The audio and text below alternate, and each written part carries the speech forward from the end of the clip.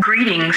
You're listening to Rebels Remembered, featuring Caitlin DeFord and Kelsey DeFord. Greetings, travelers from across the galaxy. I am Caitlin. I am Kelsey. This is Rebels Remembered, and today we are looking at the final episode of the series, Family Reunion and Farewell. So, it's been fun. I've enjoyed this so much. I hope you guys, listeners, or people that follow us on YouTube have also enjoyed this journey with us. Family Reunion and Farewell aired on March 5th, 2018. Synopsis reads, Ezra's team takes drastic action to free Lothal and enter Imperial headquarters. When Thrawn returns to stop them, Ezra must surrender and face a greater evil. We have a lot of writers in this episode. This was written by Dave Filoni, Henry Gilroy, Kiri Hart, Simon Kinberg, and Stephen Melching. It was directed by Dave Filoni, Bosco, and Sergio Paez. So some trivia for this episode. The working titles of these episodes were originally called The Light of Lothal, parts 1 and 2. A cut section of the Jedi Temple from the episode Wolves in a Door is revealed to be aboard Thrawn's ship in this episode.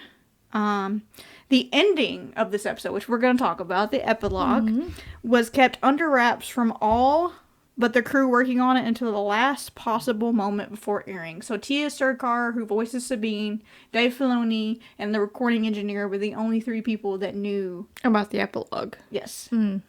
Probably, I'm sure the animators knew because they have to animate it, but, you know, Yeah. in that moment, it was just those three. Alright, that epilogue. Spoilers. Again, if you made it this far, hey, you know. So the epilogue reveals that Hera had a son named Jason, Sabine stayed on Lothal, Captain Rex and Hera fought in the Battle of Endor, and Zeb brought Callus to Lyrasan. What were your initial thoughts about that epilogue? I gotta be honest with you, I hated this epilogue. Originally, when it first aired, I hated this epilogue. And it wasn't that I strongly disliked it. The only thing that really caught me off guard was Hera having a baby. I think it caught everybody off guard, including Vanessa Marshall, who voices Hera. Yeah. She first saw that, I believe, at Celebration when they aired this episode, or They had a premiere of it at Lucasfilm. Lucasfilm premiere, yeah. So she was completely caught off guard by that. And I'm sorry, it doesn't make sense to me. I know people love Jason, and we wanted to see Hera and Kanan meet. But, it's weird. Like, when did that happen? How did it happen? Well, is there a rule about Jedi not procreating? Like, I have so many questions. Yeah, and I think Dave Filoni's answered, like, possibly conceived Jason during or before the episode Kindred, when they have that sunset, and it's Kanan and Hera talking to each other. My problem with it is, if they did conceive a baby, who is Jason, which they did. Yeah. That was why originally my problems were with Hera during Jedi Knight. Yeah. Because I'm like, you kind of need to love somebody, or at least tell someone you love them, or at least off screen. But the way they were talking in that episode was like she had never said those words. Yeah. Which...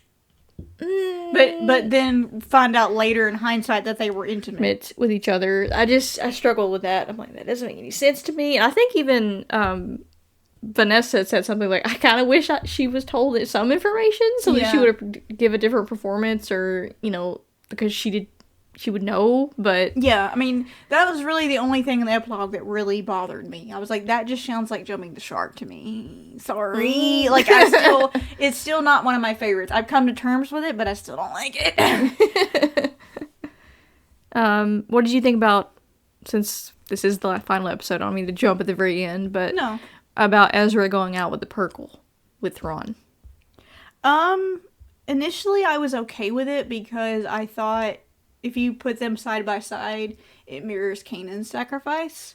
But when he later played the recording and was like, I can't wait to come home, like, oh, you're not dead. I was kind of like, it's going to sound weird because he's my favorite character. Like, She Gonna Test, Ezra, and Kanan are up there. I kind of wanted him to die. Like, Kanan went out. Yeah. But when it was like, I'm actually somewhere, and it started this whole "Where's Ezra" campaign, which I kind of enjoyed. But I'm like, how is it possible that you survived that? All the windows broken out, going through hyperspace. You would have been thrown out, I assume. But now I'm curious. I don't know how physics work. We need to make a video of the physics of this moment. The glass is floating. Yeah. So did he create a shield through those windows to save himself, or like, was he using that much force power? Oh yeah, I forgot about that. You can see the glass floating. Maybe. So now I don't I'm like, know. That's interesting. What did you think about his sacrifice?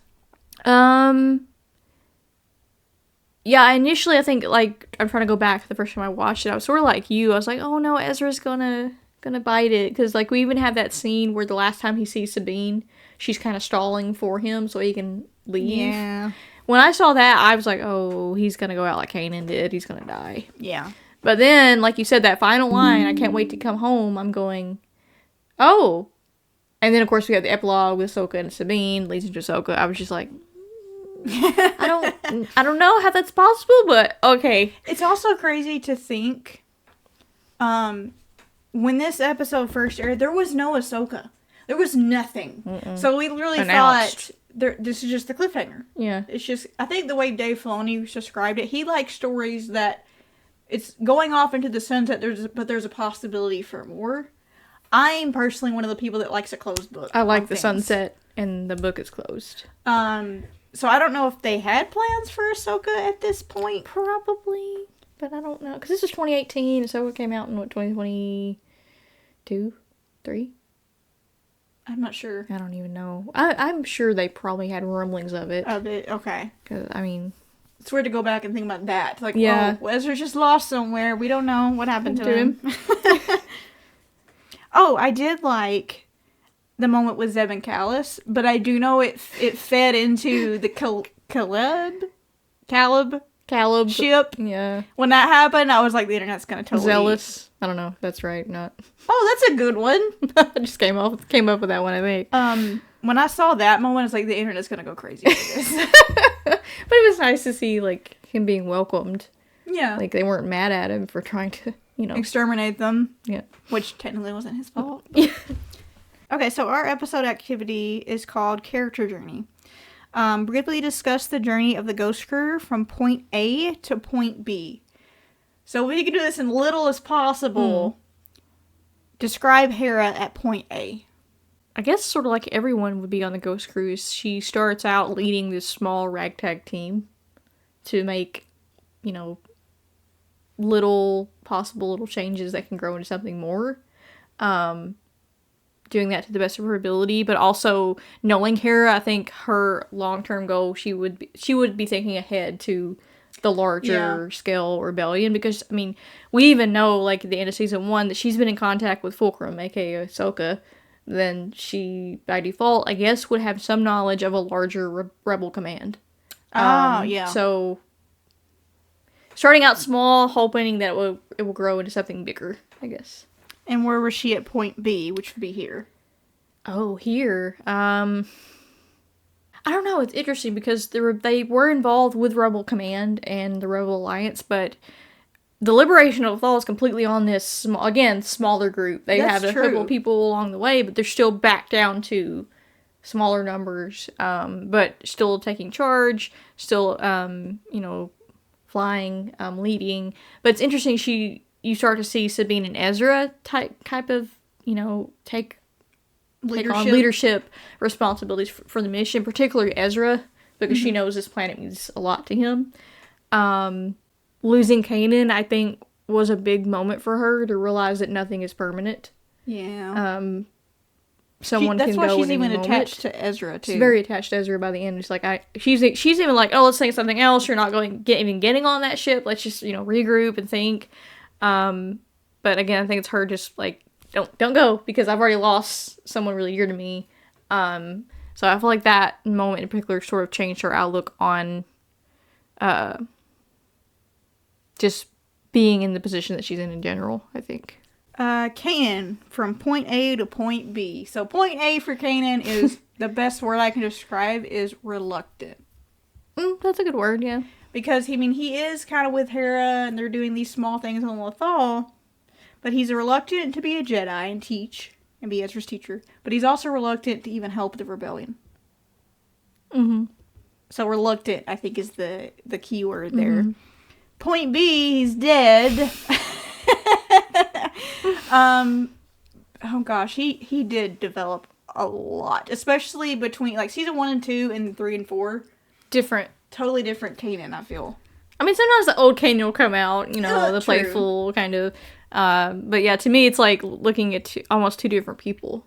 Mm-hmm. From, yeah, sure, let's do this, to very stoic, more calm, more wise. Especially what he went through with 3 of being blind and getting through that, I think. Yeah. Making the ultimate sacrifice. Living up to these Jedi teachings that he was running away from in the beginning. Yeah. Chopper. Has he changed any? Chopper? We see more kind moments of Chopper, I think, as the series goes on. So he's less of a butt? I'll be honest. Season 1 Chopper, I was like, why does Hera have you? Because you're very snippy, you're sassy, you're not very nice to Ezra at all. But yeah, we see those moments throughout the series of like, him meeting AP5 and being nice to him. Him holding Hera's hand after Kanan dies. A little bit more. He's still the same lovable, annoying droid.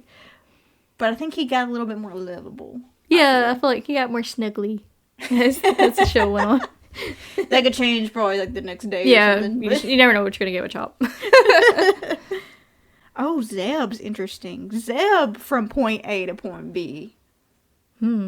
I'd say definitely, he still has it in him, but he's definitely in point A more of like, I don't want to say a meathead, but that's because that's I kind get of what rude, you're saying. but like the muscle. Punch first, ask questions later type of attitude. And then in point B, well, even here he kind of is. Like, just blow up the thing. He's a little bit more calmer sometimes. Mm-hmm. He was even leading missions. Yeah, which is interesting. He wasn't just the muscle, and especially, I don't want to go into the Caleb ship again, but like especially like learning about an Imperial officer that helped almost wipe out his people, coming to terms with it and not killing him was a big step for him. So I feel like he's more calm, more thoughtful. Definitely not like Chopper. Like, you know what I mean? Uh-huh. I like the scene in this episode when he bends the bars around Rook's foot so he can't get off of the little chargy thing. I don't know the name of it. Where they powered the generator? They powered the generator up. I was like, that is very smart. Like, I wouldn't have thought of that in the moment. I would have been too scared, like, oh, I'm about to fall off this very great height. Mm-hmm. I wouldn't be thinking, oh, I've just bent the bar around your foot. Well, I would never would have thought of that. But also the fact that he could bend the freaking bar, it's like crazy, dude. Yeah, that was... Bend metal in your bare hands. Okay. Bare feet. So it's still the muscle, but using it strategically. Yeah. Sabine from point A to point B, she has had a journey. Mm-hmm. Point A, more like Zeb, more headstrong, Mandalorian, which is still part of her, but like less, more trusting. That's true. Very, yeah. Because she started out not trusting Hera because of her past and her background. More trusting, more the stuff with her family that she went through, confronting all of those fears and traumas. She's definitely grown. Like, I love how you said that her and Ezra kind of took leadership roles, because I definitely feel like the epilogue, I saw a young woman. Yeah. Mm-hmm. And I really saw that in 3 and 4 too. Yeah. Because in 1 and 2, she still looks like a teenager. Yeah. Essentially. Mm-hmm. And she still kind of acts like one. I kind of thought that too. When you would see sort of the level of confidence that both her and Ezra have in just coming up with these things. I'll get to that later on what Ezra knew. But just having that era, but no, we can do this and here's how we're going to do it. I was just like, yay, the kids have grown up. That's so sweet. Yeah. Ezra, point A to point B. He went from a Lothrat that was just out for himself Mm-hmm. to he literally sacrificed himself to save a planet. Mm-hmm. That's huge. That's a big character arc, I think. Which I don't want to say it's surprising to me, but I think it would be surprising to a lot of people because there's not a lot, but there's a few Ezra haters out there. Like, well, he's annoying, like he's just a young kid. I'm like, yes, but you see him grow from that, you know? Yeah, and I hate how they're like, well, he's just a dumb kid. I'm like, yes, and you know what I mean? Like, he's 15, 16 years old. He is a kid. He's young. He's naive in the beginning, but seeing him grow is the best part of it, part of his journey, I thought. I also liked in this episode, kind of pulling back from the previous one, A Fool's Hope, we bring everybody's pretty much back in this episode. And I love how it's called Family Reunion and Farewell. Because, like, the family's together, and we let you go. Like, you know what I mean? Like, it's almost like, we're all together to go out with a bang, but at the end, it's like, it's the end, you know? Well, it's also a reunion for Ezra, and the fact that the Emperor somehow, I don't know how this happens, has that big ruins that's just chilling in Thrawn's ship. I was watching that going, how big is this ship? Because he even brought some of the sand, it looked like. Yeah, it did, like some of the rock. Yeah, I was like, okay. But yeah, a reunion for him as well of seeing his mom and dad. Oh. Now, whether or not that was actually his mom and dad, or if we're looking through time, like, I'm still kind of fuzzy on that. But yeah, maybe that's also why it's called that. Because he has to let them go, too. Yeah. Which is sad. Man, that scene. Oh, my gosh, that scene gets me every time. Yeah, I was very terrified. I do remember the first time watching this when... First of all, the Emperor shows up. And he tells Ezra, you've already seen that fate can be changed. Ahsoka was literally yanked out of time. Yeah. Anyway. And so I really thought he was going to go for it, and then the entire show never happened. Oh yeah, I do remember us watching that. I was screaming at the TV like, Ezra, do not, because if you do, I'm so mad right now, because that means if he goes... Anything we just saw as an audience member hasn't happened. I thought they were going to pull that on us at the end. I kind of thought that too, but then you do see Ezra's hesitation. Yeah. Which is what would go through my brain is, okay, say I go back with my parents. They're still going to end up being possibly executed. They're still going to speak out against the Empire. I might die. But if I die and they live, they're going to live in an oppressed world.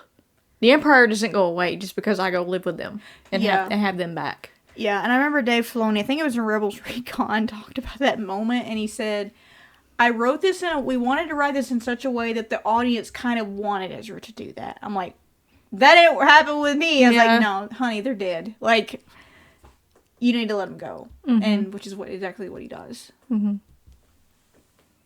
The music in this, also, Kevin Kiner, can't praise him enough, is, again, very cinematic. I feel like there's a couple of things in here that I don't think we've heard.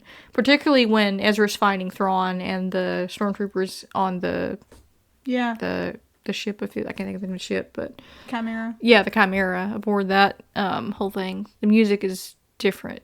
I don't think we've heard it before, but I mean, I could be wrong, but... It was also a little different when Ezra goes through the vent. And then runs away to go after Thrawn. That music felt cinematic to me, too. Mm-hmm. I also think it's interesting, I want to get out psychological here, but how Thrawn was talking about all that matters is power. Yes. And I think that mirrors Ezra's journey at the beginning of Season 3, when he's using the holocron. Yeah. I need to become more powerful. I need power so I can help my friends. But at the end of the day, he was still relying on... essentially Sabine, Hera, Rex, like Zeb, everybody. It wasn't just him by himself. Yeah. That was very...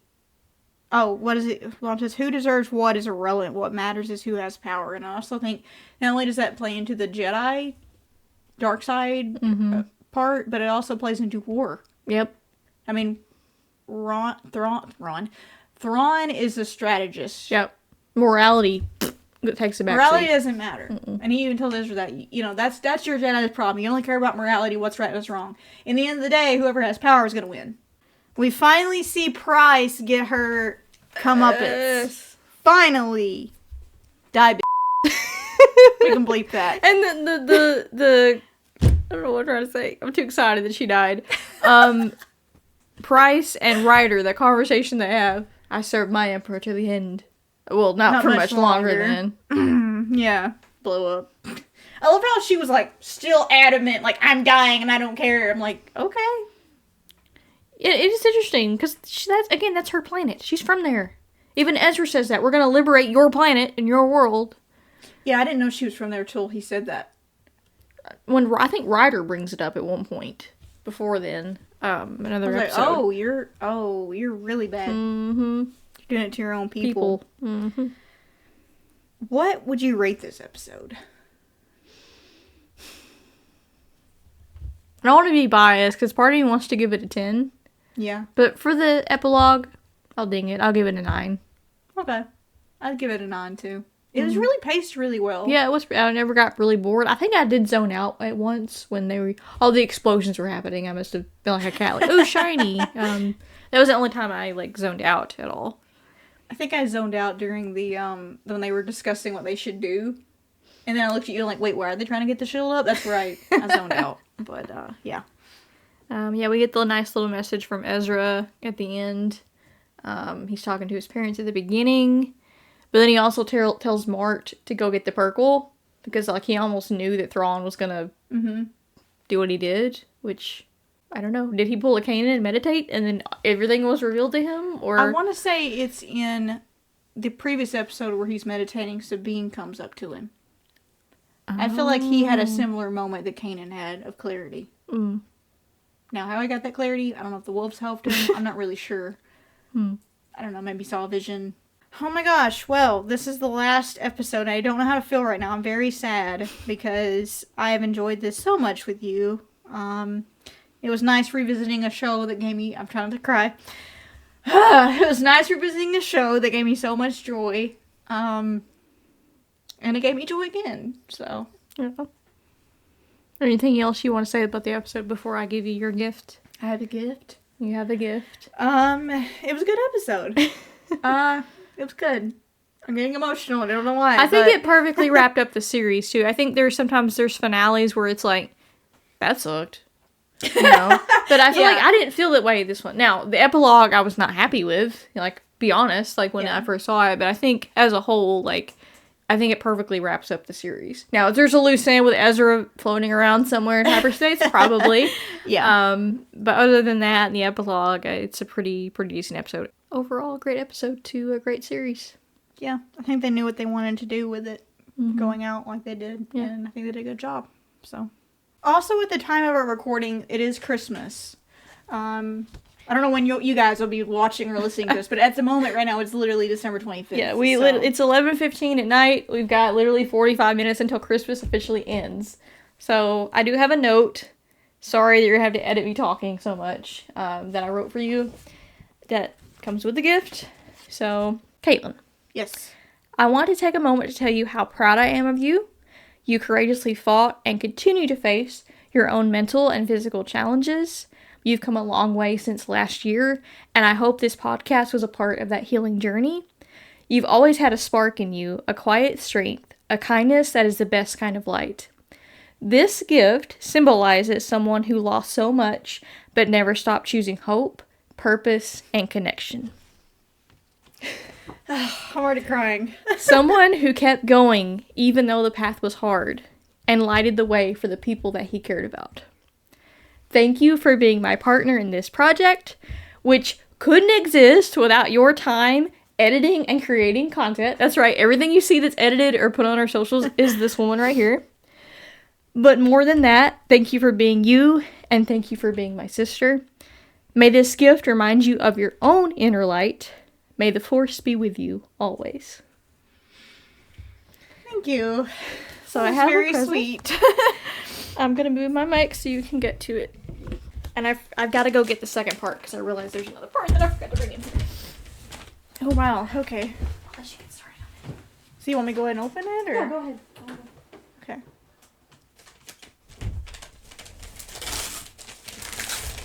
Oh my gosh.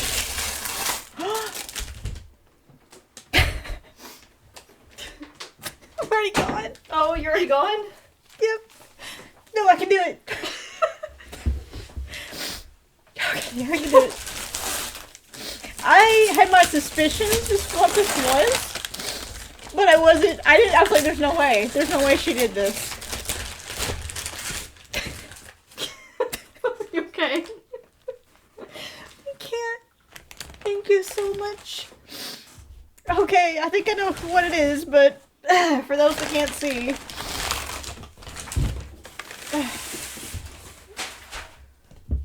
All the Star Wars fans probably know what this is. It's the top.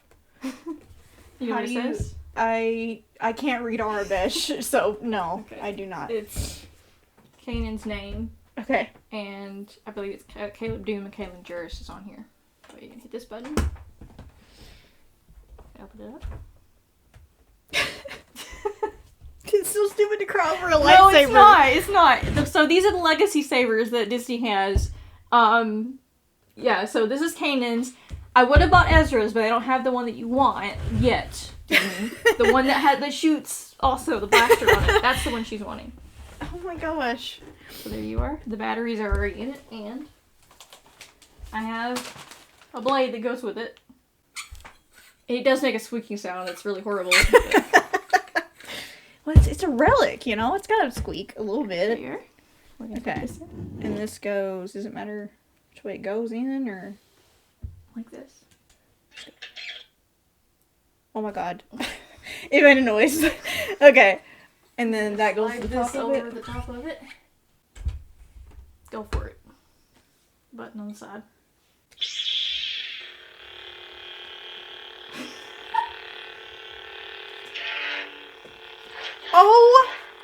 Oh my lord. No, it's a good size for me.